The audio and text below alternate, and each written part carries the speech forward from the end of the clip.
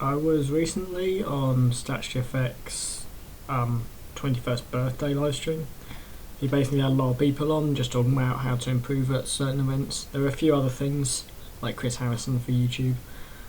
But I did actually talk about blind events for an hour, and this is that.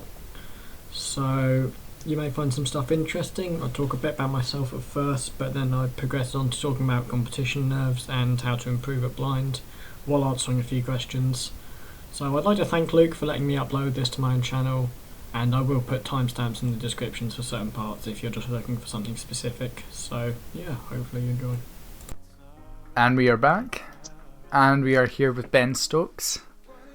Benjamin Andrew Stokes is an English international cricketer and current vice captain of the English Test team.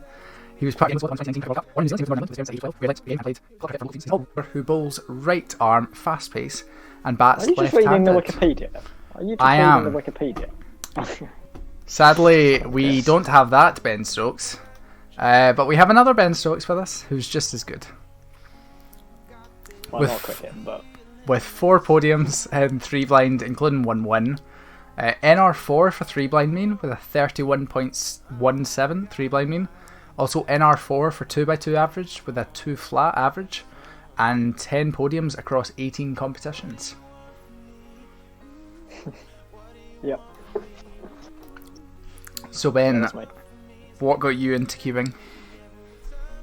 Okay, so around this time, 3 years, in fact, yeah, it was 3 years ago, Tuesday I think it was, I was in a PE lesson where my friend pushed me and I broke my wrist, and so I couldn't do any of my normal hobbies. I couldn't like do piano or anything, and so I ended up going to the arcade one day, and I think on one of the machines I got enough tickets to get something, so I just got a Rubik's Cube out of it and just sweets, and I just wanted to see if I could do it, and I did. Like, I remember running downstairs and showing people that, oh look, I've only got this left, which is like a U-perm or something. And then I went back upstairs, did the U-perm.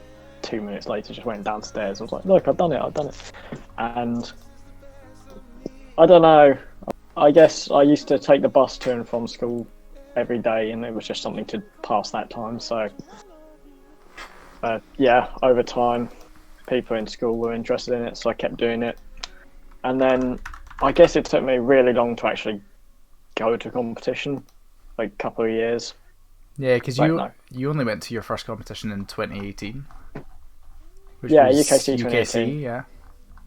Yeah, there were definitely a lot of competitions I'd looked at before, but I just always just assumed it would be a no, so I never asked. And then eventually I joined the Discord server, and I think it was Sean was saying, everyone remember UKC registration's opening, remember to sign up. And I was just like, I might just ask. And I did, and I've been going to competitions since, and I'm glad I made that decision, because it's definitely helped me improve a lot going to competitions. Yeah, definitely. So yeah.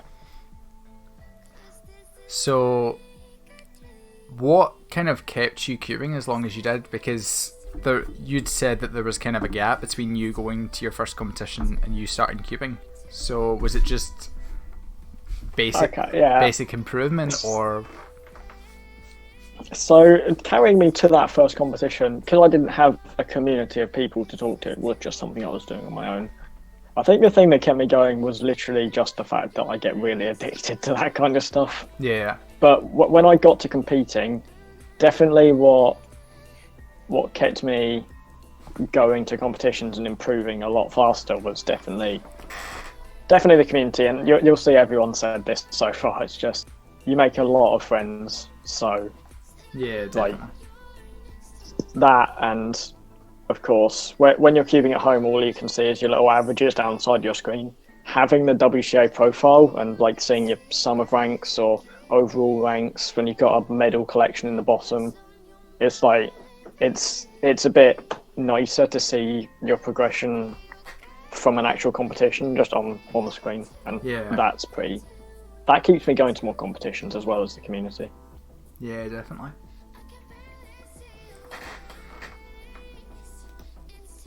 I was going to say something and I had a mind blank.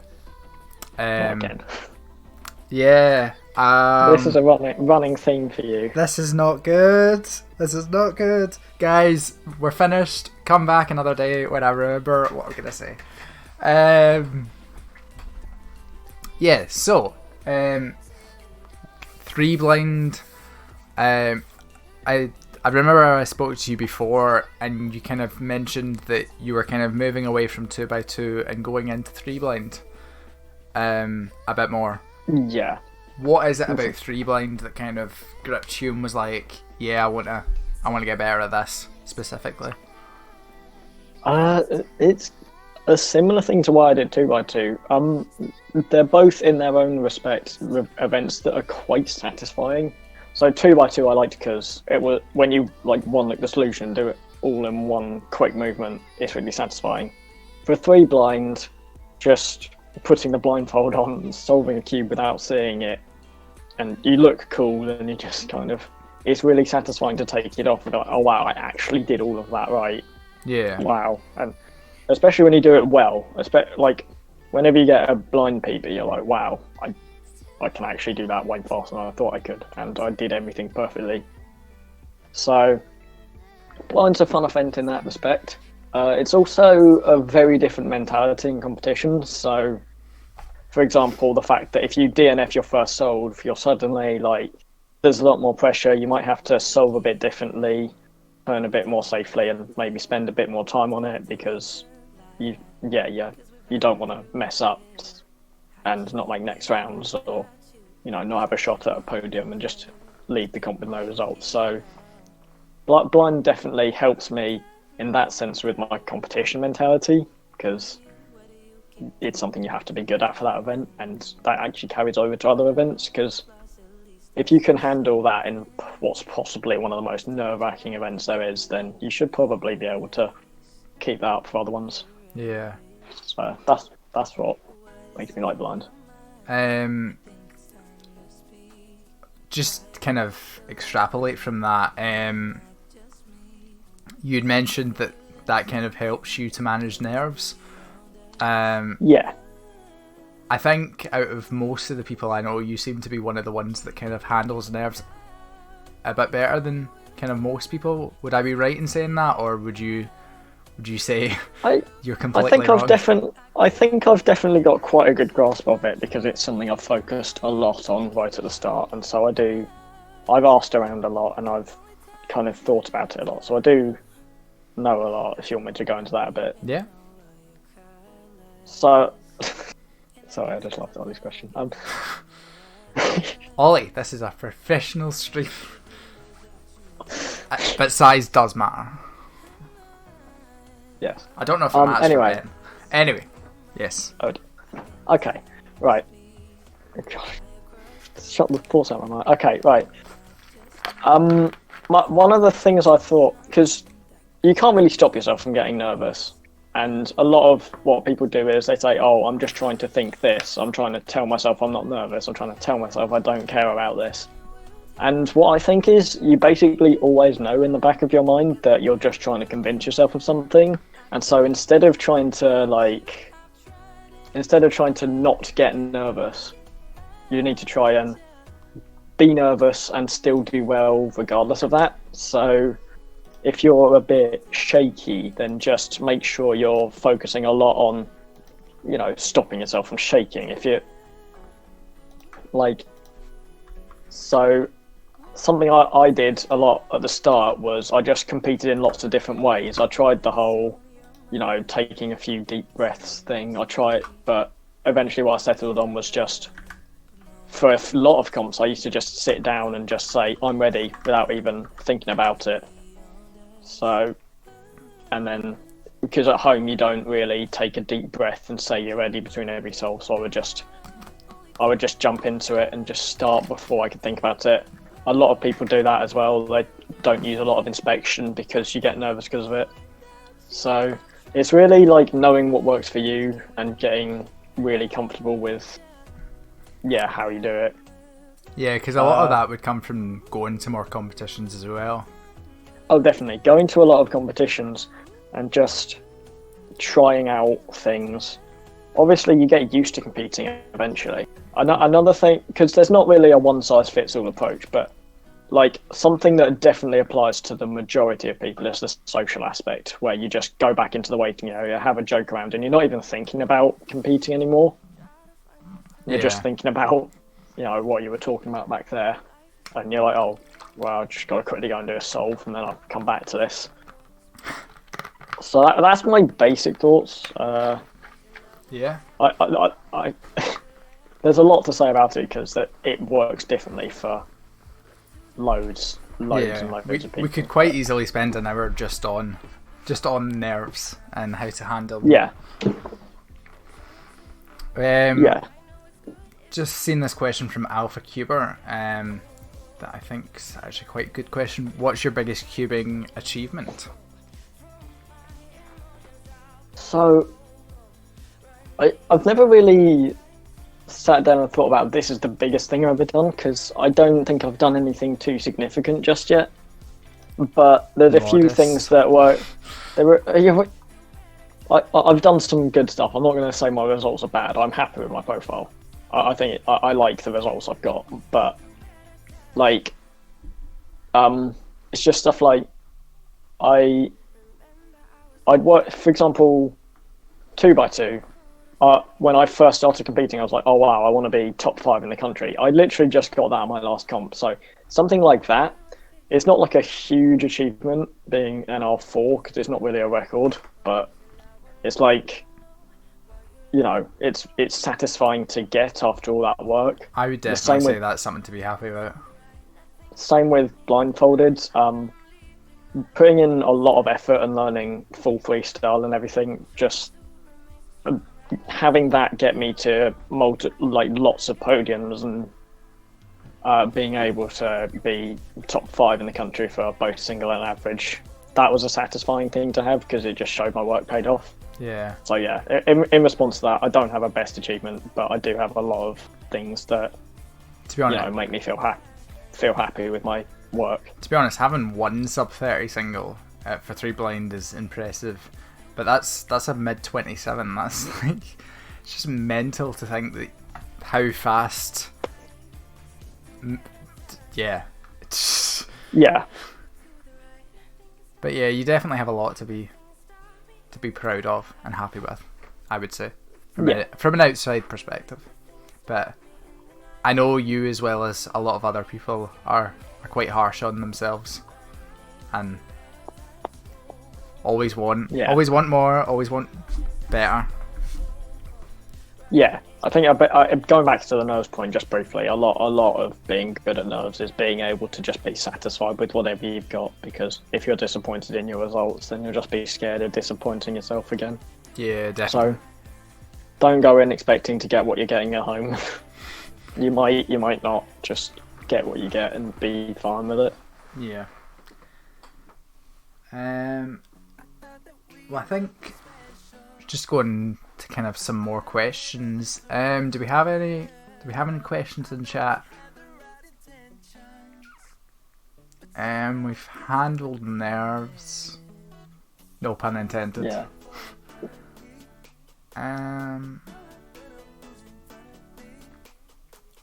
Okay, well in that case, should I talk a bit about progression then? Yes, that's a good point that I totally forgot about. I'm glad we had that conversation. Yeah, okay. So about method progression in Blindfolded. So a lot of people start off with old Pokemon for both edges and corners. It's fine, but if you haven't learnt Blind yet, I would recommend just going straight to M2 for edges because it's way faster and it's just as easy. Maybe a bit harder, but it pays off to use a bit of effort. So you start with M2 and you're averaging maybe 5 minutes. And then the best way to just get your times down, even to like mid to low 1 minute, is just enjoy the event, just do lots of solves and just stay motivated. So you can get down to maybe sub 1 with just M2 and old Pokemon. Jack Kai made a video, I think last night or something, where it just shows how you can do the old Pokemon Algs a bit faster. And you just you just make sure you can do everything brain dead and just go really fast. For execution, it is just being able to think ahead. It's like look ahead, but since you can't see it while you're executing something, and this is why you have it really brain dead. So you don't have to actually think about the moves you're doing. You just have to think about the letter pairs. And so that's the same as not thinking about the pair you're doing in 3x3. And you're not thinking about the moves you're doing to execute a pair. You're just doing them, and you can use that extra mental space to think about the next pair. Yeah. And so that helps you improve execution a lot, not just spamming TPS. This isn't an event where you can just, to an extent you can, but it's more of a be smooth and never pause ever. And then basically just whenever you're bored of just spamming M2 and OP, it doesn't matter what you average, just start learning 3-star, because that will ultimately be what gets you fast in the end. You'll have to at some point if you're actually trying to get really fast. Another thing I'd say is start with corners. A lot of people say start with edges because it's easier, but corners, it has fewer algs. And if you learn some of that and decide you don't want to continue with 3-star afterwards because it's not your best event, corners is going to be the one that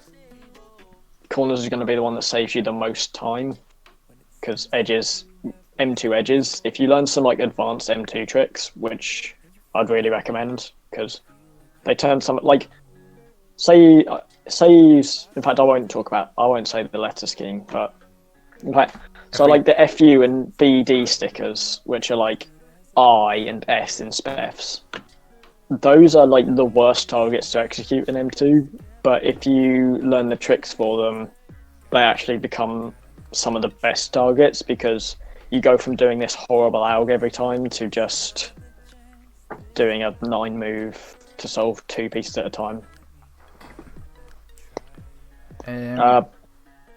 Yeah. Got a question from Sloth Cubing. What would you say the best way to progress in 4-blind is? 4-blind, okay. So you can start with doing U2, but I think something that people don't realise is that center comms are really easy. Since is very similar to corner comms, but the setup moves to do just intuitive comms are really, really easy. I don't know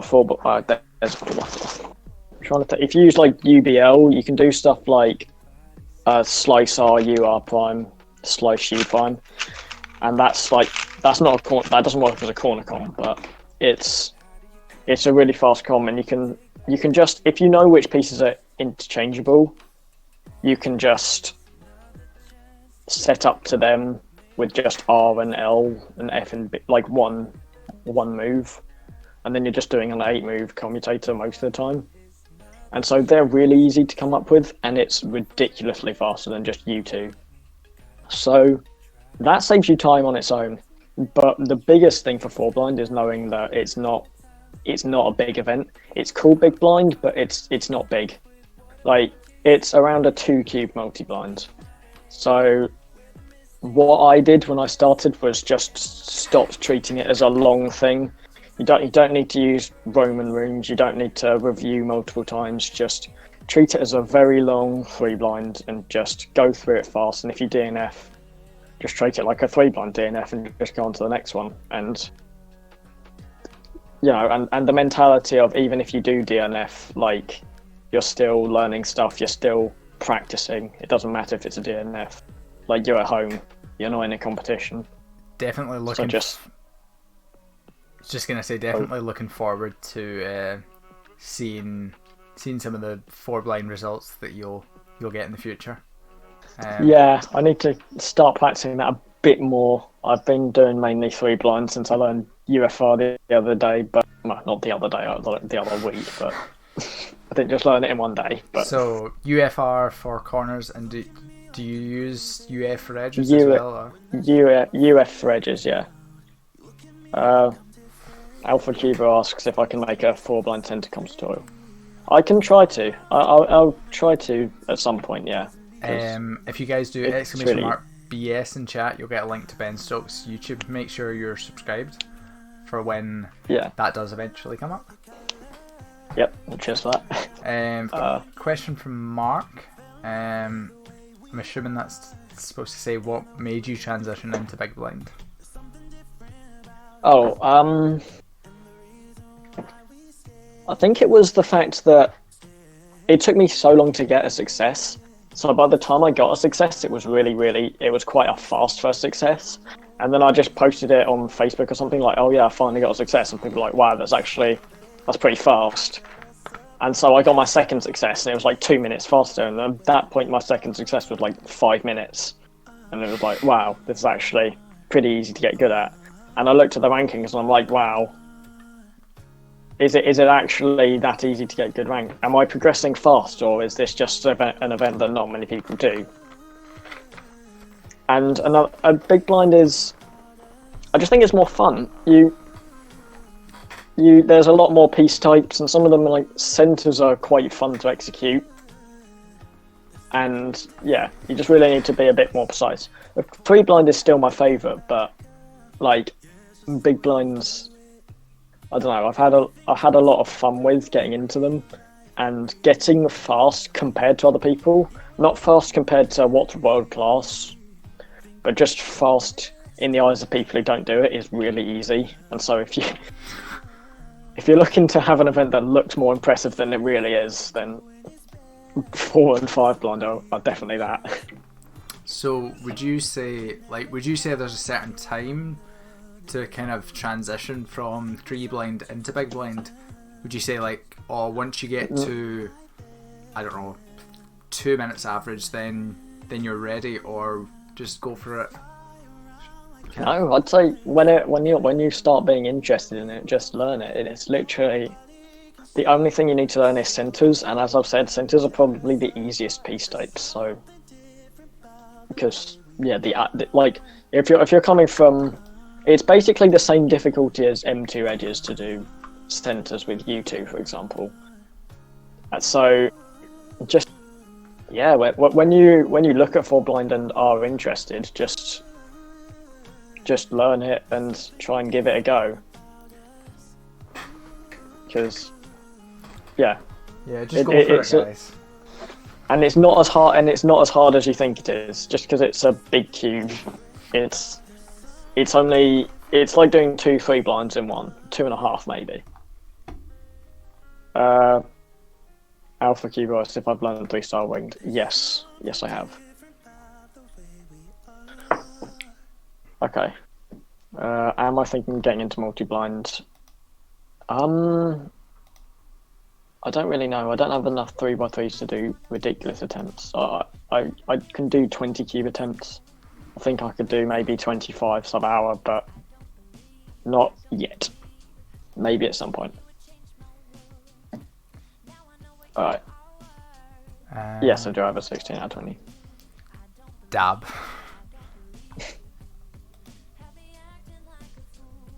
Do we have any other questions in chat?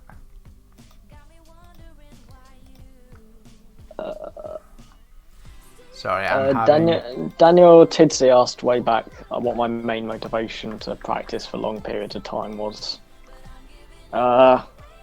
Procrastination of schoolwork. Is the honest answer. Because I don't like doing things I don't want to do, and when there's something I want to do instead, I just do that. Not that I'd recommend that. Don't do that, but that is what the case has been for me.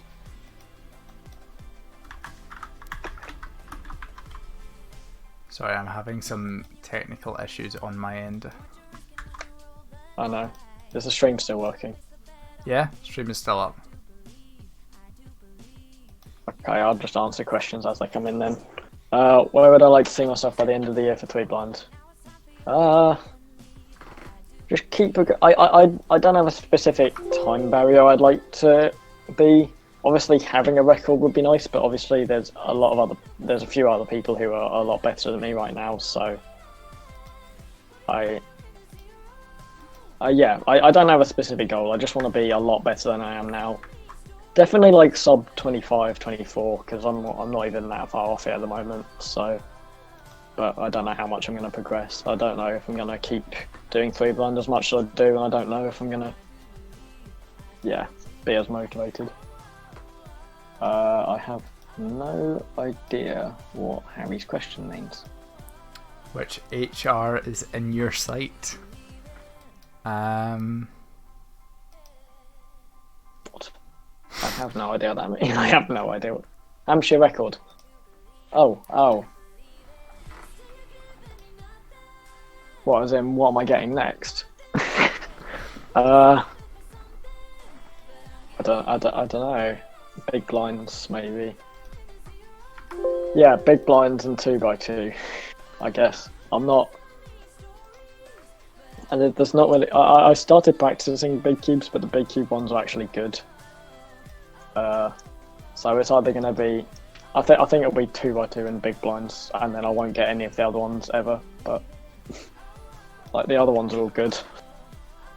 Hampshire records are definitely some of the more crazy county records in the UK. That's not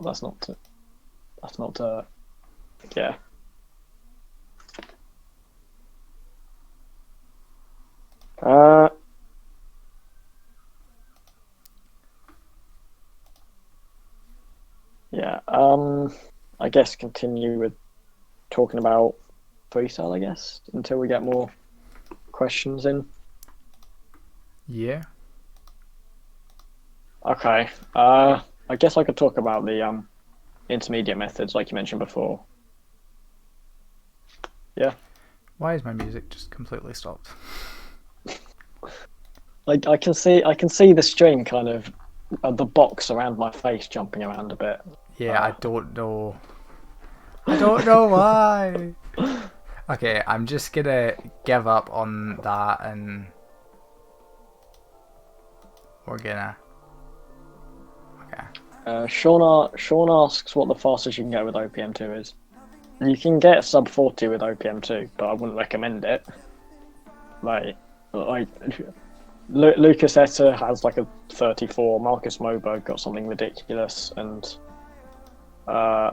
Jacob got a 35 DNF, and he's got like a 34 at home now. So he's obviously you can get sub 40 with it with some effort, but I wouldn't recommend it because you just have to have ridiculous memo for the methods you use, and then just accept that you can't really have that good execution. So I'd just say you can get as fast as you want to get with OPM2 when you get to like sub 40. But if you're that into blind where you want to get sub 40, why not just go and learn freestyle corners where you can get there way easier and you'll enjoy the event more. And no, there was a list of county records, but I think it's broken. Just make a new one. I can't be bothered. Got a question from Alpha Cure. What's the longest success streak you have ever had in 3 blind? Good question. Actually, it was on the way to Doncaster Open on the train. I got an average of 50, and I've not had that since. But that wasn't exactly a success streak because you can have a few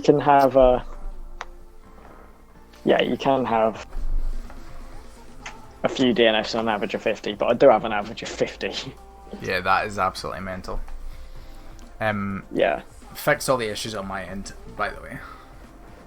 Sick, nice.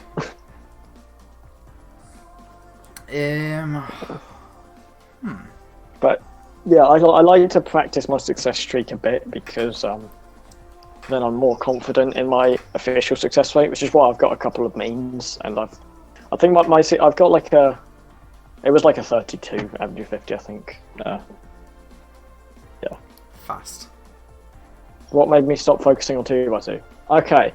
ABHC, I failed miserably at 2x2. I got like 1 DNF 1, 2, 5 or something, and so I had a 3 average, but it would have been like a really low 2 average, and that just made me hate the event at that moment in time, and I went mental and threw a massive fit, and it was really one of the it was quite a display of what I'm not normally like, and so I just decided to walk around saying, what should I do now?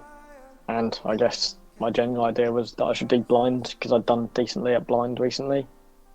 At blind, I got more interested because I think it was High Wycombe. I got like a 2-minute solve, which was pretty good for me. Well, it was okay for me at the time.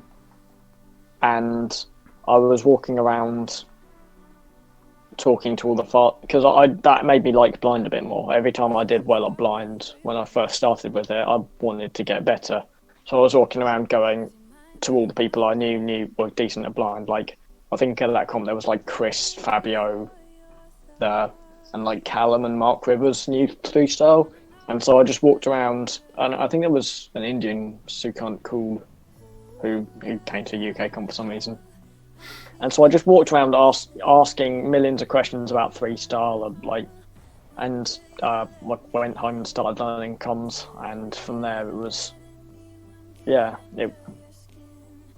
happy I did because I think I've ended up in the better event. Oh, that's a controversial topic. Or a I don't think it's comment. very controversial to say that blind's better than 2x2, but I'm sure there are people who disagree. Well, there'll be 2x2ers in the chat. I know for sure that would not be happy with that comment, but people have their opinions, and that is okay. Yeah. Do we have any other questions in chat?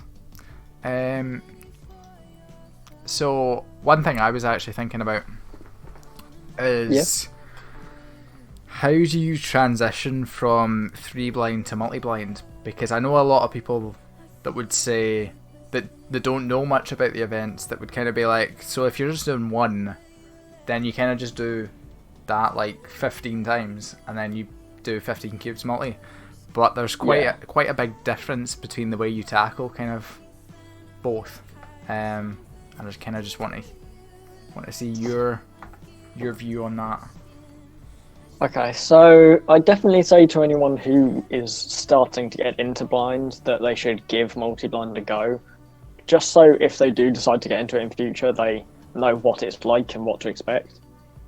But it's also just maybe being aware that you can get some letter pairs in multi-blind that you can't normally get in 3-blind because you're just rushing through with audio for edges, for example.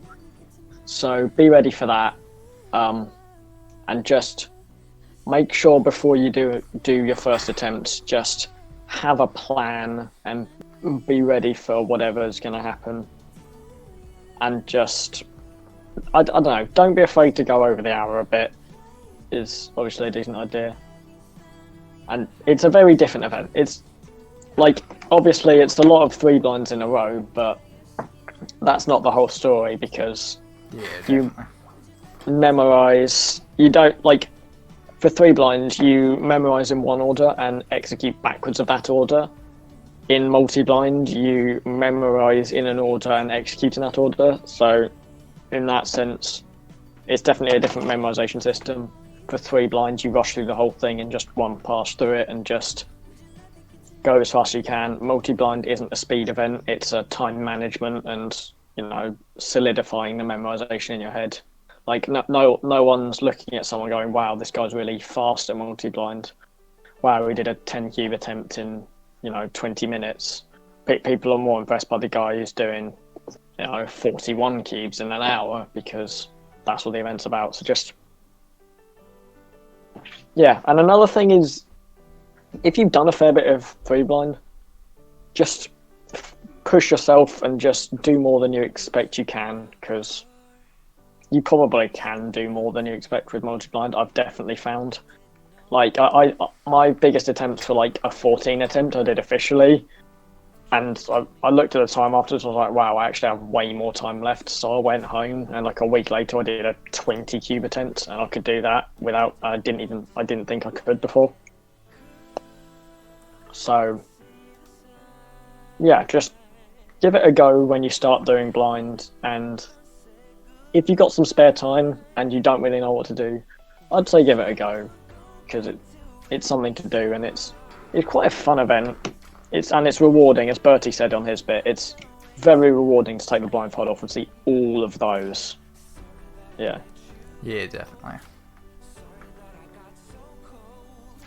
Sean's question: it took me a lot of attempts to get a 4-blind success. What drove you to focus on getting a good time instead of just going safe? I was already decently fast at 3-blind, and you don't go safe in 3-blind. And so I got used to valuing the time over it being a success. And I was like, I'd rather have, a really good time than a rubbish success. Because saying I got a success, that's something that's exciting when you first start 3-blind, but then you just do it again and it's fast, and you're like, oh, I don't really care about that success anymore. And just having a good, you never, especially because it was home solves, I wasn't doing official attempts before I'd started. So I was like, there's no point me trying to safety a solve that's at home because it literally doesn't matter. Right, I'm not going to progress in it if I'm just going really slow. And the other thing was when I started 4-blind, I did go safe, and it really was it was both mentally draining. People would interrupt me, and I would just be really disappointed when I'd wasted 10 minutes, 15 minutes on something that wasn't even a success. So, for all those reasons, I've never gone safe on 4-blind. I just go through it, and then when you end up getting success, it's really satisfying, and people are way more impressed by a really good 4-blind time, because not many people can do that, than a fairly average to a bit slow success. Yeah, because when you everything. When you get your first official success, I wouldn't be surprised if it was one of the fastest. Yeah, it could happen. Like first official success. Yeah. It's a bit of a shame I don't have one yet, but you'll get it, and it will happen. It will happen eventually. It will. Be I'm well aware that. Yeah, I'm well aware that it will happen eventually, so I'm not really that annoyed when I mess up officially. Yeah. Okay, so lastly, should I just talk about what you mentioned before the stream about intermediate messages? Methods. Messages. Sorry. Jesus Christ, I'm smart. Doncaster Awards. Yeah, that was an episode.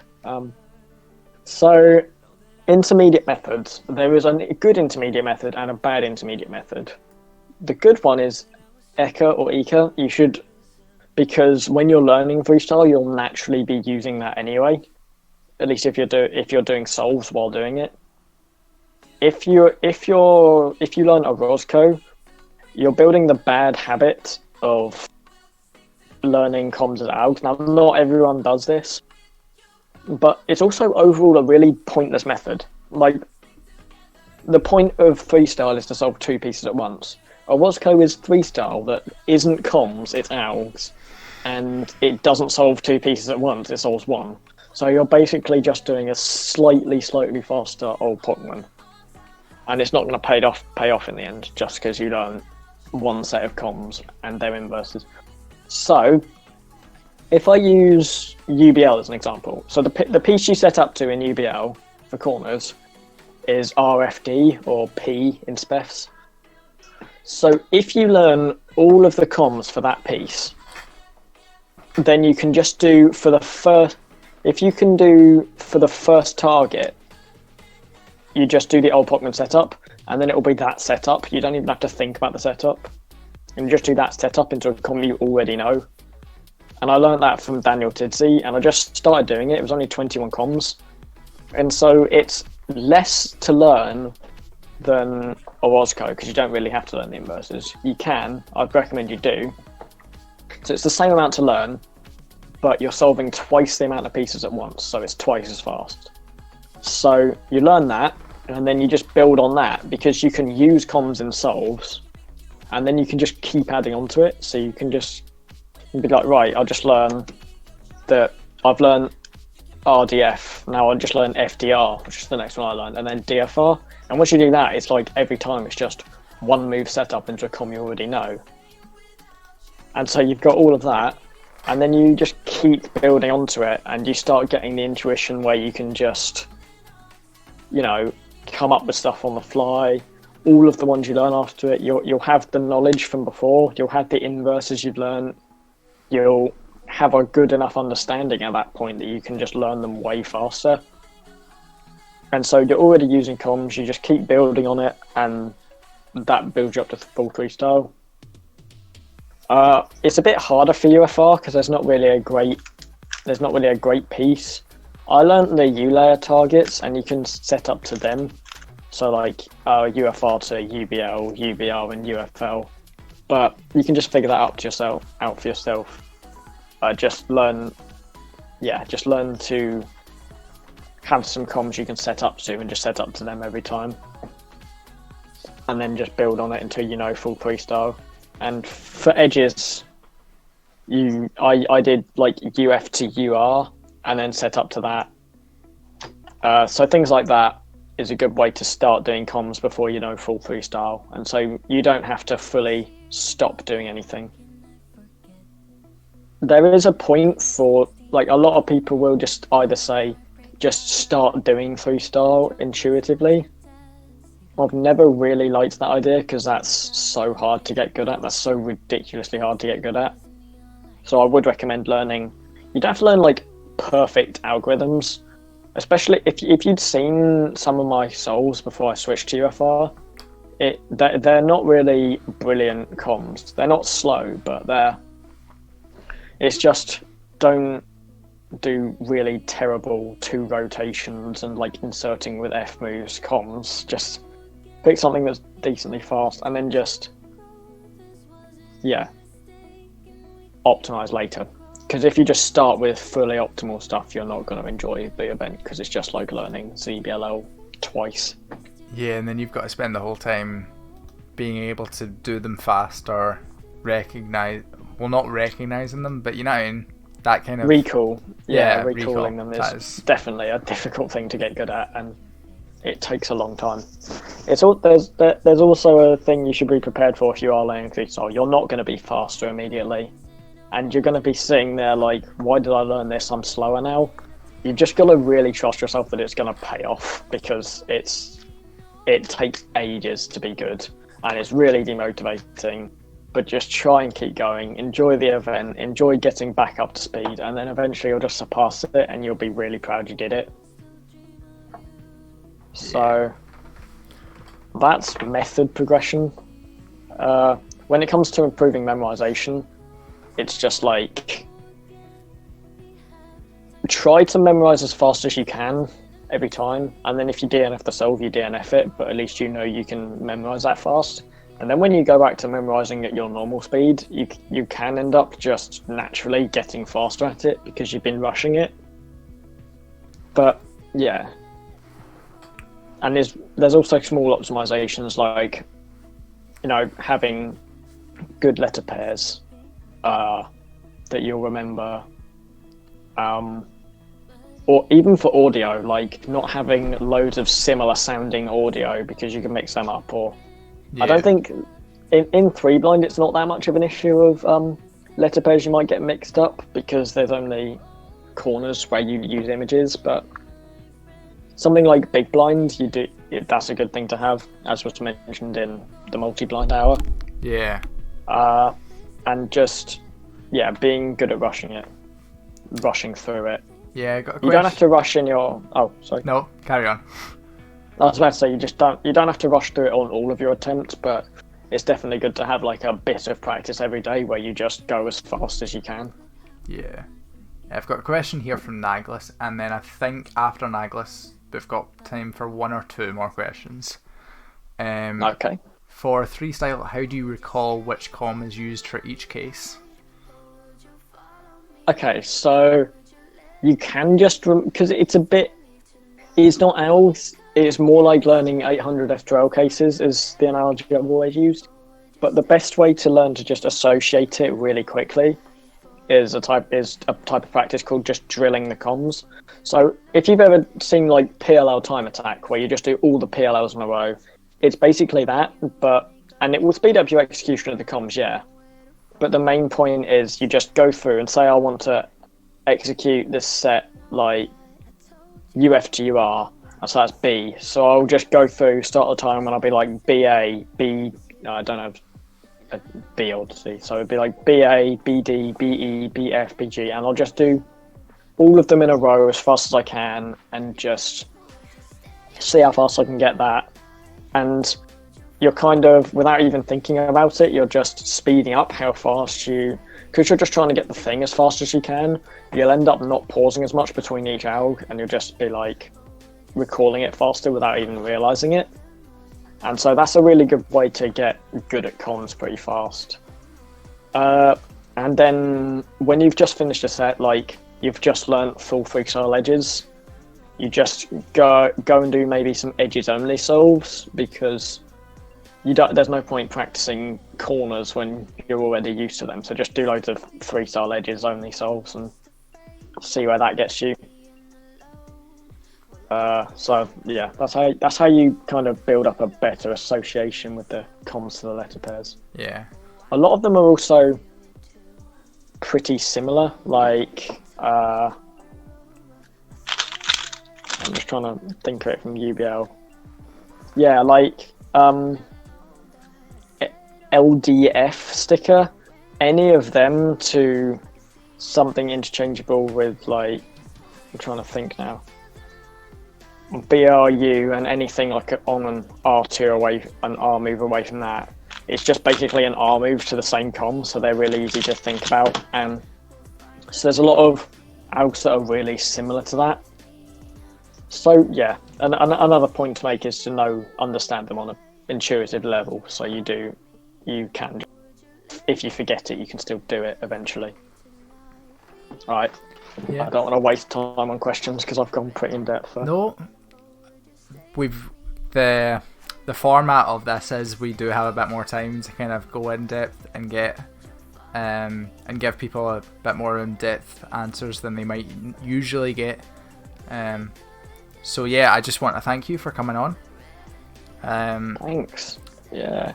If you guys do !BS in chat, you'll get a link to Ben Soak's YouTube. Make sure to go over there and subscribe. When we start getting some more competitions, I'm sure Ben's going to get some great times, and hopefully the videos will be uploaded. I hope so.